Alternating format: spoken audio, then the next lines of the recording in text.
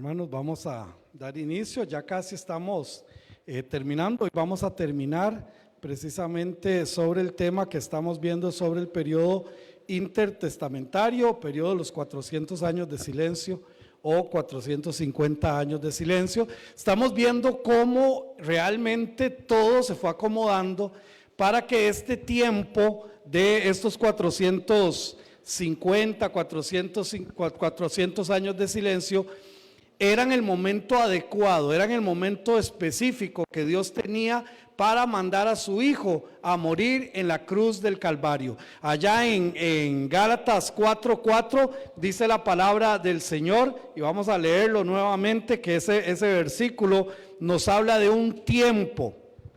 Gálatas 4:4, pero cuando vino el cumplimiento del tiempo, Dios envió a su Hijo, nacido de mujer y nacido bajo la ley. Ese tiempo es lo que estamos viendo precisamente nosotros, lo importante o la importancia que tuvo ese tiempo para poder ver cómo las cosas se iban desarrollando. Quedamos claros en que ya teníamos un solo idioma prácticamente, que era el idioma griego.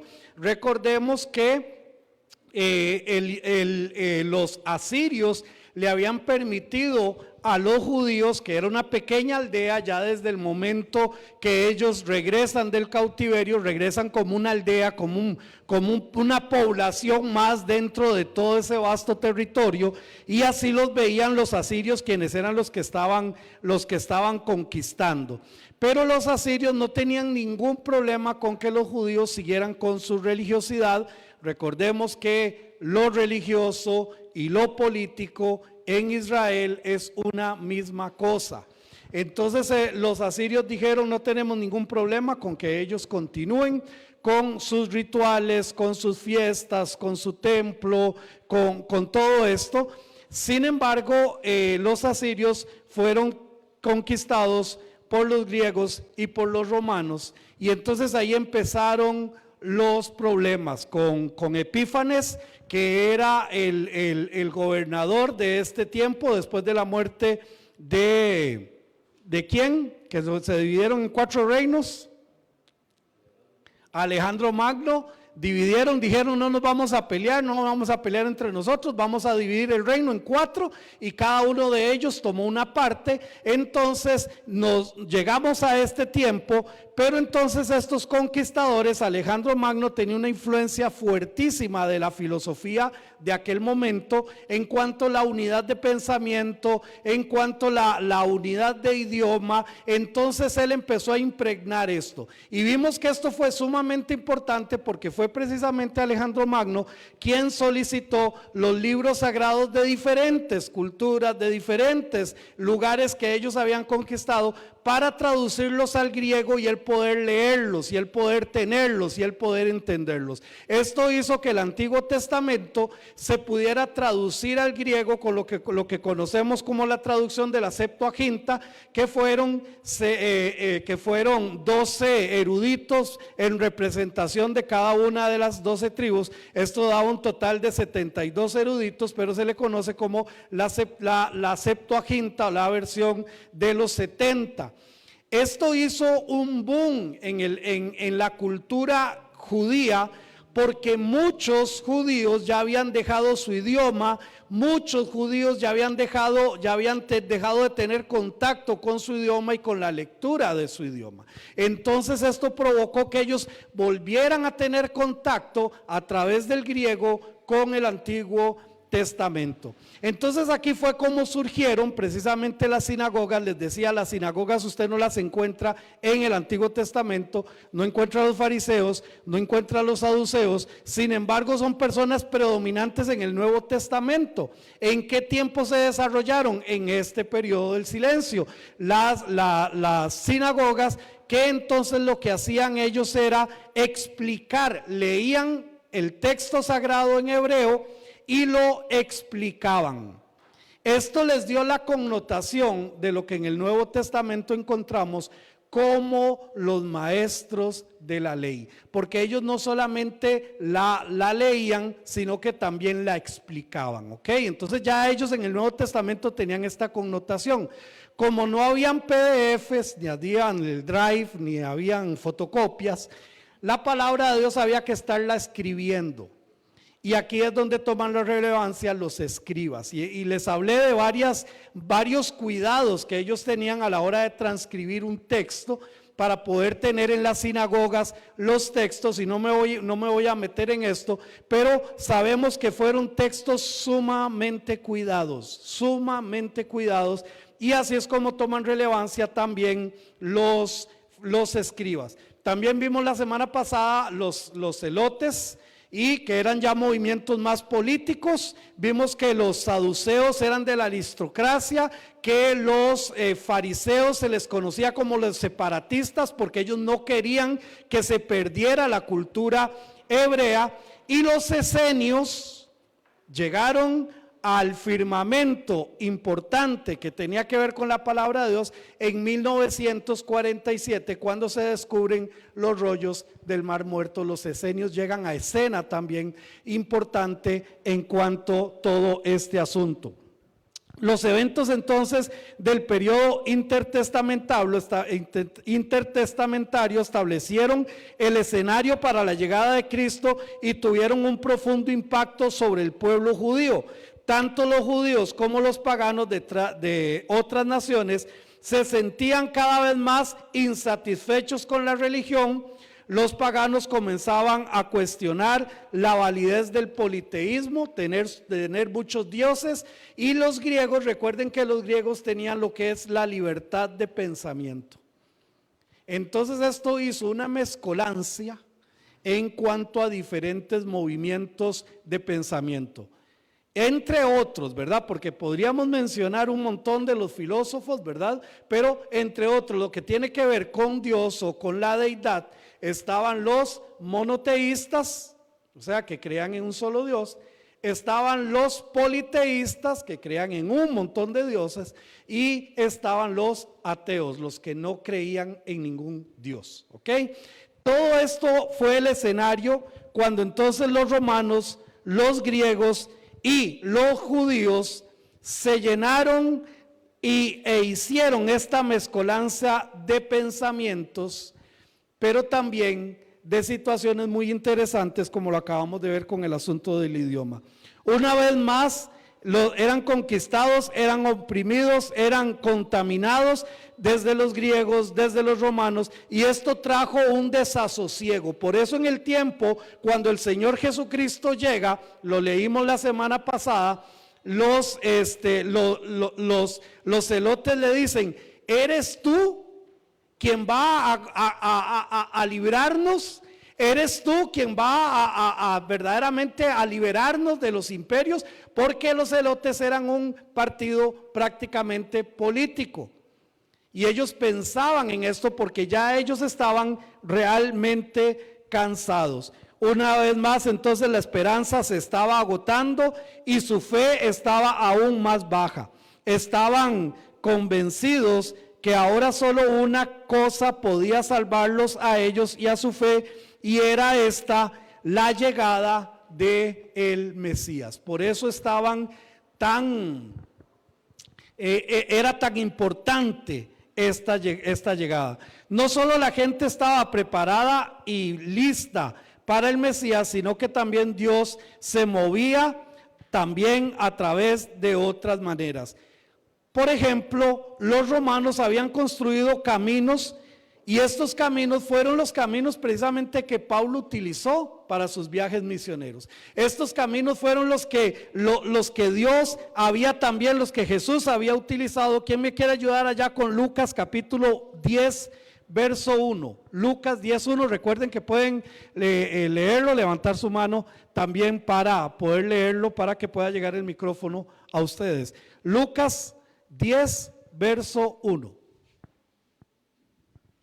Hermanito Marcos, gracias. Y no cierre la Biblia para pedirle otro ahí mismo. Bueno. Por favor. Sí. Lucas 10:1.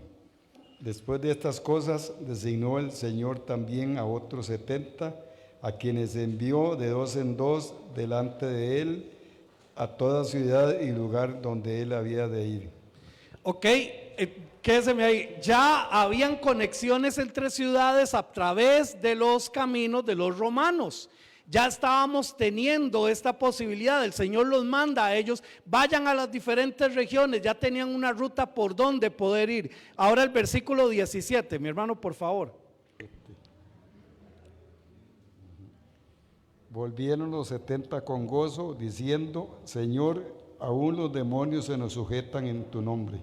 Ok, aquí no me voy a meter con los demonios, sino que me voy a meter con los caminos. Ellos fueron, pero ellos regresaron. ¿Por medio de qué? Por medio de estos mismos caminos que el Imperio Romano ya precisamente había construido. Pero no solamente esto, ¿quién me puede ayudar a recordarme por dónde no anduvo Pablo en sus viajes misioneros? ¿Verdad? Anduvo por Damasco, por Mileto, por Berea, por Tesalónica, por Éfeso, por Antioquía, por Jerusalén. ¿Qué caminos utilizaba Pablo para todo esto? Los caminos que los romanos ya habían construido. Los caminos romanos eran caminos, o son, incluso todavía hay algunos de estos caminos fueron tan bien construidos que hasta la fecha todavía tenemos algunos de ellos. Entonces ahora no solamente teníamos la revuelta social y religiosa, también un solo idioma, también ya la palabra de Dios en un idioma, sino que ahora teníamos ya, por decirlo así, la red vial para que entonces pudiera el evangelio ser esparcido. Pero también, hermanos, con este idioma también teníamos la posibilidad de que el Señor Jesucristo, incluso como les he dicho en algunas ocasiones, cuando Él cita el Antiguo Testamento, en algunas ocasiones citó la traducción de la Septuaginta. Y esto es sumamente interesante. ¿Por qué razón? Porque quiere decir que era una versión o era una palabra de Dios ya en otro idioma que estaba siendo incluso aprobada por el mismo Señor Jesucristo. Y ni qué decir de la libertad de tránsito que ya estaba. Ahora entendemos por qué Gálatas 4:4 dice: pero cuando vino el cumplimiento del tiempo, Dios envió a su Hijo nacido de mujer y nacido bajo la ley. Todo estaba completamente listo. El Nuevo Testamento nos cuenta la historia de cómo llegó esa esperanza, no solo para los judíos, sino que también para el mundo entero. Y aquí voy a pedir 3 citas. Un hermano o hermana que me ayude con Isaías 43. Vamos a ver. Ok, mi hermanita Patricia, Isaías 43. Y voy a pedirle a otro hermano o hermana Mateo capítulo 3, verso 3, hermana Sofía. Ok, Mateo capítulo 3, verso 3. Y otro hermano, por favor, Lucas 3, 4. Hermano Javier, Lucas 3, 4. Ahorita le doy una lectura ya al hermano Chemita. Muy bien, escuchemos entonces ahora el cumplimiento de la promesa. Y vamos a Isaías 43. El que lo tenga, por favor, lo lee. Voz que clama en el desierto, preparad camino a Jehová, enderezad calzada en la soledad a nuestro Dios. Uy, casi 600 y resto de años se profetizó: voz que clama en el desierto, prepare el camino, prepare la calzada para nuestro Dios. Más de 600 años. Y vean lo que pasa en Mateo capítulo 3, versículo 3, por favor. Pues este es aquel de quien habló el profeta Isaías cuando dijo: voz del que clama en el desierto, preparad el camino del Señor, enderezad sus sendas. Este es del que el profeta Isaías profetizó hace 600 años, voz que clama en el desierto. ¿Refiriéndose a quién? A Juan el Bautista. Juan, el que empezó a bautizar para arrepentimiento. No me voy a meter aquí, pero si usted lee el Evangelio de Juan, usted se va a dar cuenta que Juan empezó a bautizar para arrepentimiento, no porque se le ocurrió se le ocurrió ahí una estrategia de marketing, voy a empezar a bautizar, no, sino que fue un mandato que Dios le dio a él, que bautizara para esto. Y entonces vemos cómo se cumple ahí. Veamos cómo lo dice Lucas capítulo 3 versículo 4. Dice la palabra del Señor, como está escrito en el libro de la palabra del profeta Isaías, que dice: voz que clama en el desierto, preparad el camino del Señor, enderezad tus sendas. Ahí está, como está escrito en la profecía de Isaías. Hermanos, la palabra de Dios tiene un hilo conductor. Ese hilo conductor es precisamente Jesucristo.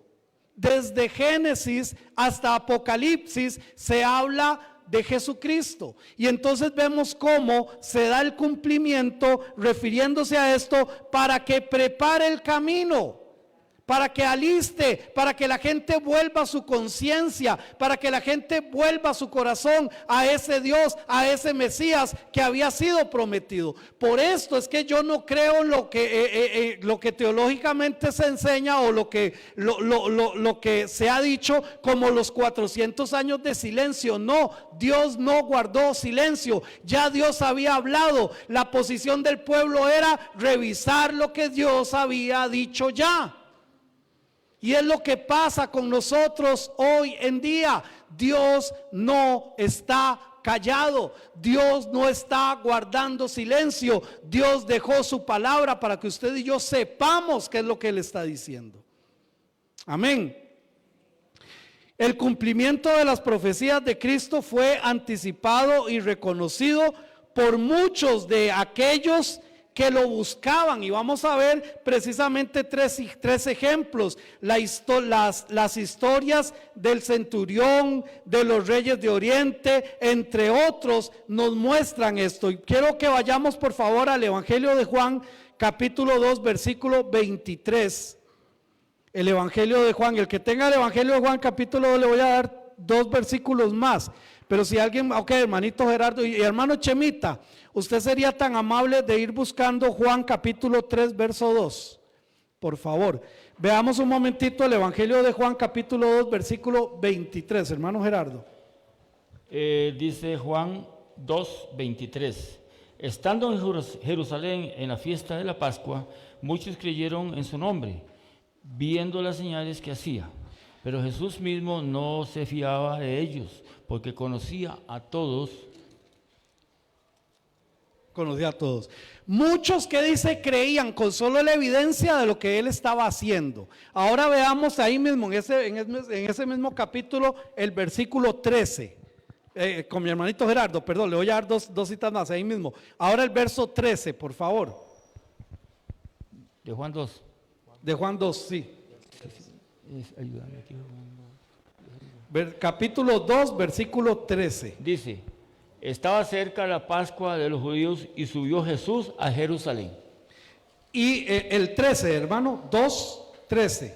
¿Sí? Evangelio de Juan 2, 13. Sí. Ok, y subió Jesús. Ahora el versículo 11, por favor. Dice: este principio de señales hizo Jesús en Caná de Galilea y manifestó su gloria, y sus discípulos creyeron en él. Y sus discípulos creyeron en él. Ellos estaban viendo a alguien actuar y ellos dijeron: este es al que hay que seguir. Y quiero que pongamos atención a esta frase, sus discípulos. ¿Qué dice ahí? Que los discípulos creyeron en él. Hay una característica en el discipulado que muchas veces pasamos de lado porque solamente pensamos en el discipulado o en el discípulo como aquel quien hace las cosas de otro y quiere seguir. Pero déjenme decirle una cosa, que en esta cultura quien escogía a quién seguir era el discípulo. El discípulo llegaba y le llamaban, le decían, pero el discípulo decidía creer o decidía seguir o no seguir a ese maestro. Y dice la palabra del Señor que con las señales que ellos vieron, ellos decidieron seguirle. Por eso de una vez se les llama de una vez sus discípulos. Un discípulo escoge a su Señor, escoge a quien él va a seguir. Ahora mi hermanito Chemita, por favor, Juan capítulo 3, verso 2. Sí, buenos días, hermanos. Sí, está aquí cuando está Jesús encontrándose con Nicodemo, un fariseo, y en el versículo 3, en el capítulo 3, versículo 2, así dice la palabra de Dios. Este vino a Jesús de noche y le dijo: Rabí, sabemos que has venido de Dios como maestro, porque nadie puede hacer estas señales que tú haces si no está Dios con él. Ahora analicemos. Ya sabemos que era fariseo, después el Señor le reconoce como maestro entre los fariseos. Recordemos los separatistas, los que estaban guardando la ley, los que estaban defendiendo el idioma en hebreo, la palabra de Dios, que la gente siguiera teniendo contacto con la palabra de Dios, con lo que nosotros conocemos como el Antiguo Testamento. Estos, dice la palabra del Señor, dice, este vino a Jesús de noche. No me voy a meter por qué de noche. Algunos han especulado muchas cosas, pero no sabemos si estaba haciendo comida en la mañana, ¿verdad? Pero a veces como que crucificamos a alguien, pero bueno, el punto es que dice, vino de noche y le dijo, Rabí, primero, le dijo maestro. Era un fariseo, era maestro entre los fariseos y no le iba a decir maestro a cualquiera. No era cualquiera al que se le llamaba maestro en ese momento. Y entonces le dice, sabemos, plural, que has venido de Dios como maestro. Cuando dice sabemos, quiere decir que entre ellos, entre los fariseos, habían estado conversando de lo que Jesús había venido haciendo.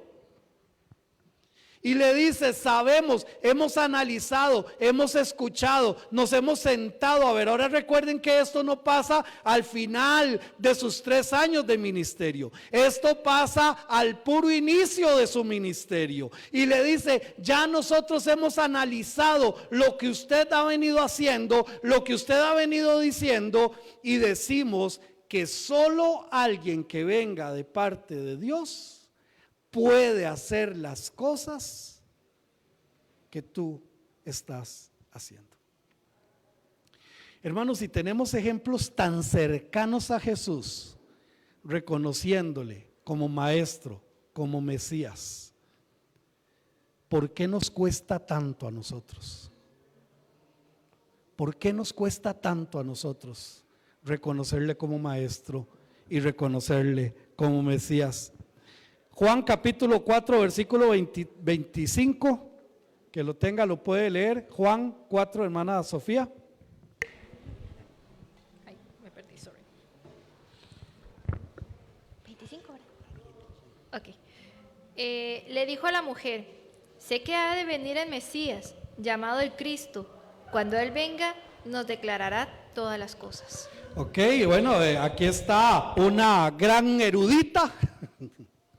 Una gran mujer piadosa, una gran mujer que estudiaba los rollos y pasaba por las cortinas de la sinagoga porque las mujeres no podían entrar, pero estaba por ahí, escuche y escuche y escuche. Y esta gran mujer viene y le declara lo siguiente, le dijo la mujer, sé que ha de venir el Mesías llamado el Cristo. Cuando Él venga, nos declarará todas las cosas. Esta mujer no era la descripción que yo acabo de hacer. Era la mujer samaritana, la que el Señor le dice, vaya y llame a su marido. Y le dice, ya no, yo no tengo marido. Y entonces Jesús le dice, no, sí, no tenés, ya has tenido 5 y el que ahora tienes no es tu marido. ¿Qué les quiero yo decir? Aún dentro de la población común estaba claro el concepto que el Mesías había de venir. Estaba totalmente claro entre los fariseos, estaba totalmente claro entre sus discípulos, estaba totalmente claro entre la gente del vulgo, la gente común. Y todos sabemos que fue reconocido como el Mesías, como el Señor, como el Maestro, como aquel que decidieron seguir. Lo escogieron como su maestro.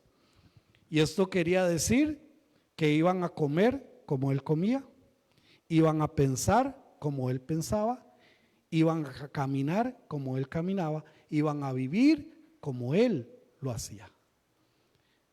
Por eso es que en Antioquía se les llamó por primera vez Cristos, cristianos, pequeños Cristos, porque hacen todas las cosas como Cristo su maestro. Y entonces, hermanos, se cumplieron los 400 años, el periodo intertestamentario llegó a su fin mediante el más grande evento jamás contado por la historia, que dentro de unos mesecitos vamos a estar aquí felices celebrando el nacimiento de nuestro Señor Jesucristo, y da inicio lo que nosotros conocemos como el Nuevo Testamento. Y entonces llegamos a Primera de Corintios capítulo 15. Primera de Corintios capítulo 15, déjeme decirle que es el mejor resumen del Evangelio. Capítulo 15, versículo 3 y 5. El que lo tenga lo puede por favor leer. Primera de Corintios 15, versos del 3 al 5, mi hermanita. Mejor lo tenés.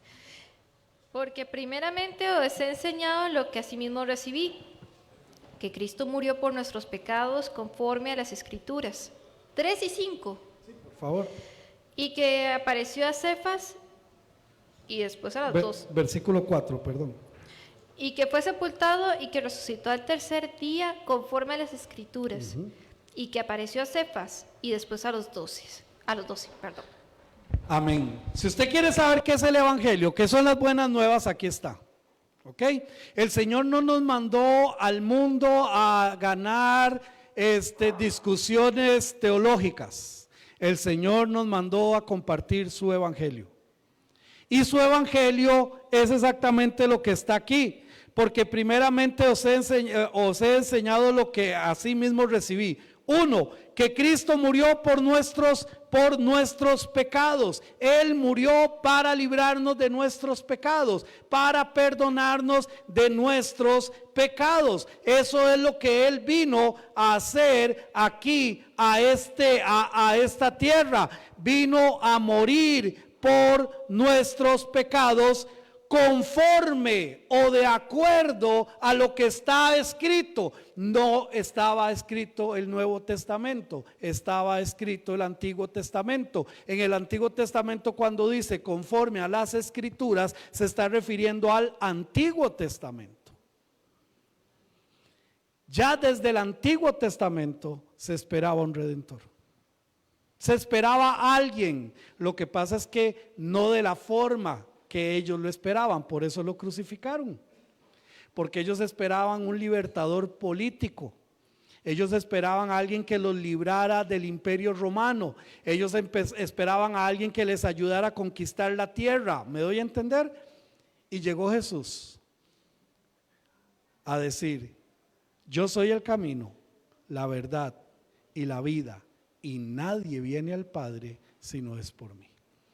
Y esto por supuesto que a los políticos, a los religiosos, a los líderes no les cayó nada bien, porque ellos estaban esperando otra cosa. Entonces, que Cristo murió por nuestros pecados conforme a las Escrituras, que fue sepultado, y aunque no lo dice ahí, también se puede tomar conforme a las Escrituras. Dice, y que resucitó al tercer día conforme a las Escrituras. Esta es la esencia del Evangelio. Precisamente esto. Esto es lo que nosotros deberíamos de estar anunciando. Esto es lo que nosotros deberíamos de estarle hablando a las personas. la obra de Cristo Jesús. ¿Quién me quiere ayudar con Juan capítulo 10, verso 9? Ahí está. Él dice, yo soy ¿qué? La puerta. El que por mí entrare será salvo, y entrará y saldrá y hallará pastos. Ahora, una puerta da acceso, pero una puerta también da protección. ¿Se recuerdan los que estuvimos en Rayitos de Sol? Creo que se llamaba en mis tiempos, las clases de párvulos y de niños. Cantábamos una canción y hacíamos así la mano. Una sola puerta hay, mas son sus lados dos. Adentro y afuera, ¿en qué lado estás? Una sola puerta hay, mas son sus lados dos. Yo estoy adentro, ¿y tú dónde estás? ¿Estás dentro de la puerta o estás fuera de la puerta? No hay dos opciones, no hay tres opciones. Él dijo, yo soy la puerta, el que por mí entrare será ¿qué? Salvo, y entrará y saldrá y hallará pastos. Romanos 10:13, porque todo aquel que invocare el nombre del Señor será ¿qué? Ahora, ya lo he explicado, pero lo voy a volver a explicar. Suena muy fácil, ¿verdad? Y de aquí es donde muchos basan la oración de salvación. ¿Quiénes quieren ser salvos? Y levante su mano, y levanta la mano. Entonces, ya usted es salvo. Ya usted está aceptando a Cristo Jesús. Ahora lo que tiene que decir es invocarlo con su nombre y decir, yo creo, Señor, que tú me perdonaste. Y lo dicen, y ya usted es salvo. Suave, López, el asunto no es así. ¿Estás midiendo lo que significa ser un hijo de Dios? Ser un discípulo de Cristo. ¿Estás dispuesto a llevar las marcas de la cruz de Cristo en tu hombro? ¿Estás dispuesto a morir a ti mismo, negarte a ti mismo, tomar su cruz cada día y seguirle? Cuando aquí Pablo habla y dice, porque todo aquel que invocare el nombre del Señor, se estaba refiriendo a que todo aquel que dijera que creía que Jesucristo era el Señor, todo el que lo dijera estaba siendo en ese mismo momento culpable de pena de muerte o de ser sacado de su tierra o de ser perseguido. Y entonces Pablo le dice, todo el que diga que Jesús es el Señor, sabiendo lo que va a pasar, sabiendo lo que va a vivir, sabiendo las consecuencias que va a tener, pero lo dice, este será salvo. No se trata de levantar la mano, no se trata de venir a la iglesia, no se trata de leer la Biblia, se trata verdaderamente de ser un discípulo de Cristo. Amén, hermanita Sofía.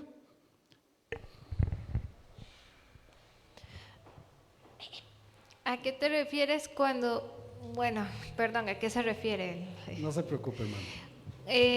Cuando dices que no se trata, digamos, todo lo que acababas de decir, no se trata de levantar las manos, o no se trata de ir a la iglesia, sino que hay una parte que me dice, no se trata de leer la Biblia, pero se trata de aceptar al Señor como Salvador, sí, pero yo siento que, digamos, el leer la Biblia es como fundamental también para llegar a ese entendimiento, ¿no?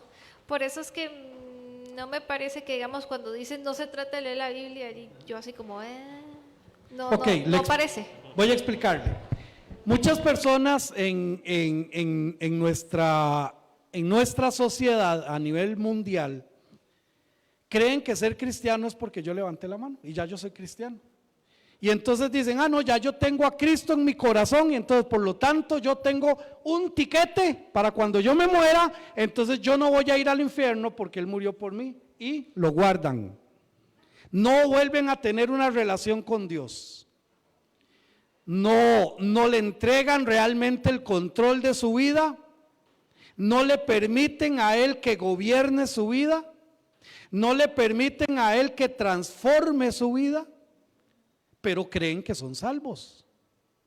Están sumamente equivocados, porque cuando Él se muere y llegan allá y les va a decir el Señor: perdóneme, pero no os conozco.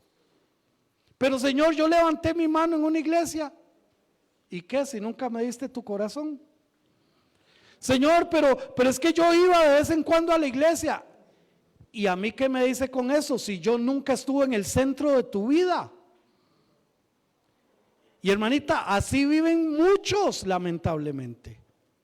Pensando, leer la Biblia, ¿de qué sirve leer la Biblia? ¿Saben que Satanás también conoce mucho de la Biblia? De hecho, Satanás con las tentaciones de Cristo Jesús le mencionó la Biblia.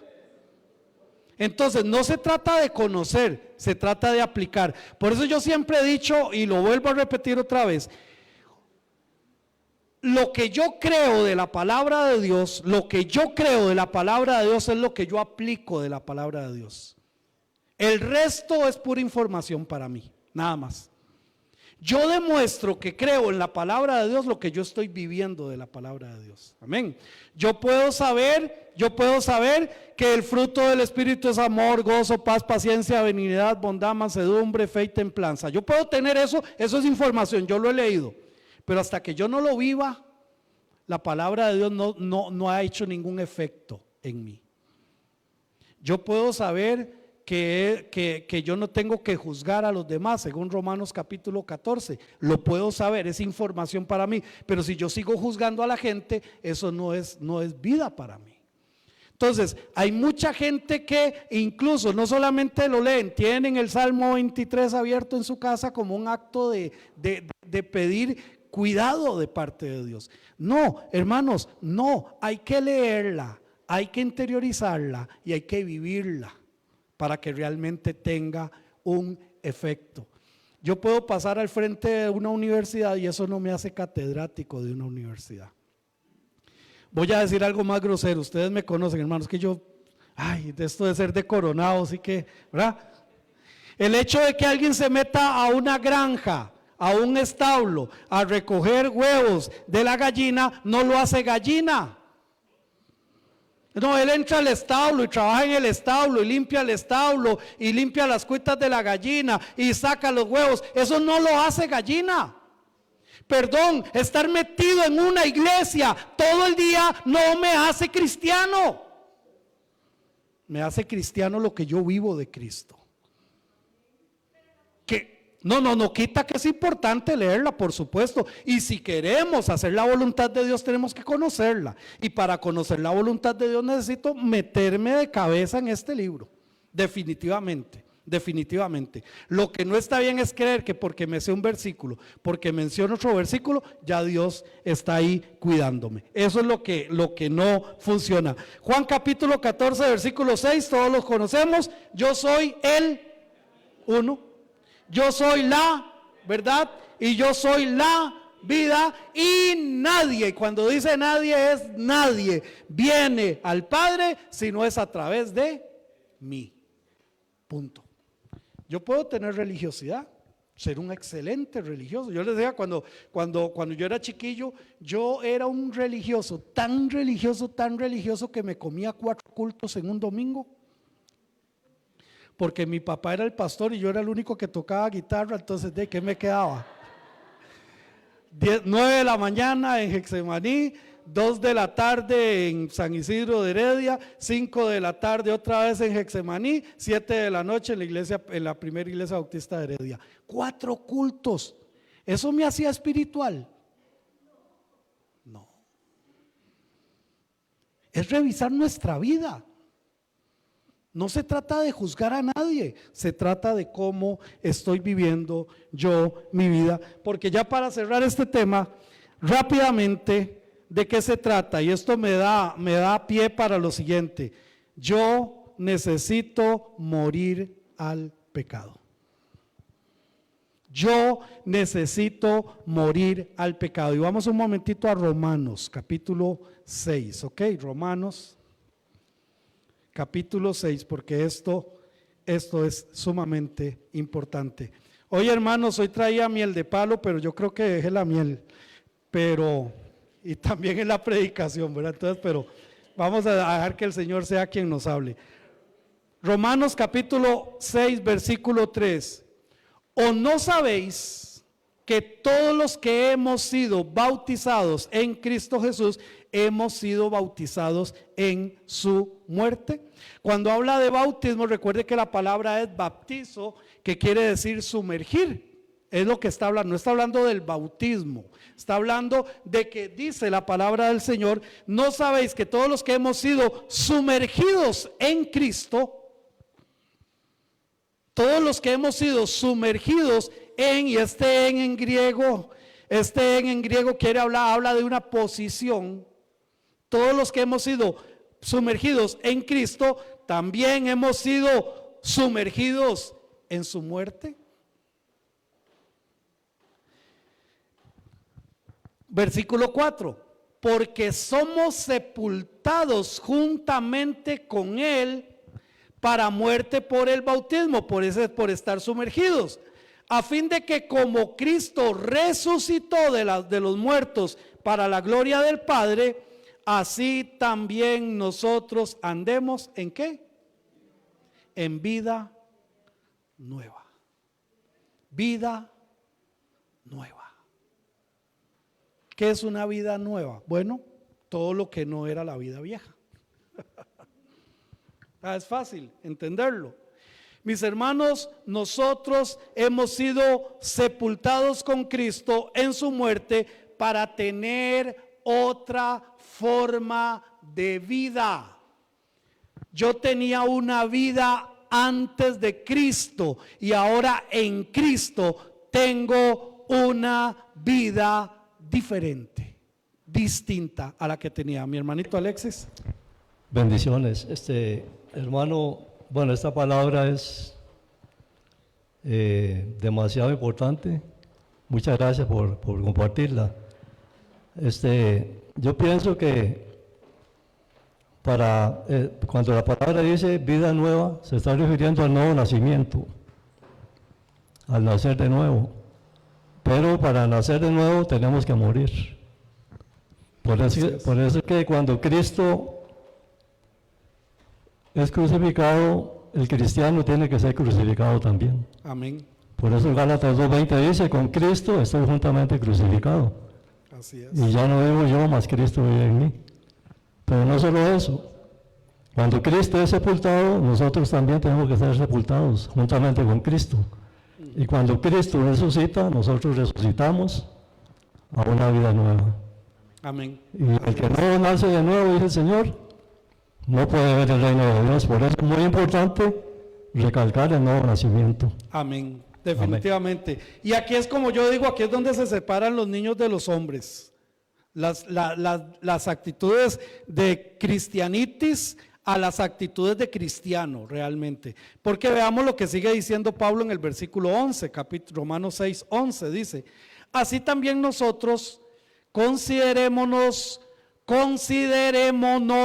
cada uno de nosotros nos debemos de considerar muertos al pecado, pero vivos para Dios en Cristo Jesús nuestro Señor. Yo no tengo que decirle: Señor, ayúdame a matar el pecado en mí. No, mátelo usted. La araña, ¿recuerdan? Ay, Señor, quita mis telas de araña. Todos los domingos, ay, Señor, quita mis telas de araña. Hasta que llegó el pastor y le dijo: ¿puedo orar por usted? Le dice: sí, está bien. Dice: Señor, mata esa araña de una vez ya. Todos los domingos pidiendo que le quite las telas de araña, mejor mate la araña. Considerémonos nosotros, dice la palabra del Señor, así también vosotros consideraos muertos al pecado, pero vivos para Dios en Cristo Jesús, Señor nuestro. Versículo 12, no reine pues el pecado en vuestro cuerpo mortal, de modo que lo obedezcáis en sus concupiscencias. No reine. ¿Qué es reinar? Reinar es, para entenderlo, en mi caso, que empiecen a dar Betty la fea. eso es un reino, a la hora que es yo tengo que estar viendo Betty la Fea. No reine el pecado, no reine. Si tú tienes prácticas de pecado, no tienen por qué reinar en ti. Ya Dios te perdonó, ya Dios te restauró, ya Dios te limpió, ya no eres esclavo del pecado. Ahora puedes decirle no al pecado. No reine pues el pecado en vuestro cuerpo mortal, de modo que lo obedezcáis en sus concupiscencias, ni tampoco prestéis vuestros miembros al pecado como instrumentos de iniquidad, sino presentaos vosotros mismos a Dios como vivos de entre los muertos, y vuestros miembros a Dios como instrumento de justicia. Este cuerpo es la herramienta de pecado más grande que hay. Este cuerpo. Y la palabra dice, no prestes más tus miembros al pecado. La lengua quizás, los ojos tal vez, los oídos, mis pies, mis manos. ¿Qué es lo que me está llevando a mí al pecado? ¿Qué es lo que está creando en mí una práctica de pecado? ¿Qué es lo que está creando a mí que el pecado reine en mí? ¿Serán mis pensamientos? Bueno, es que la Biblia dice eso, pero es que yo creo, yo pienso.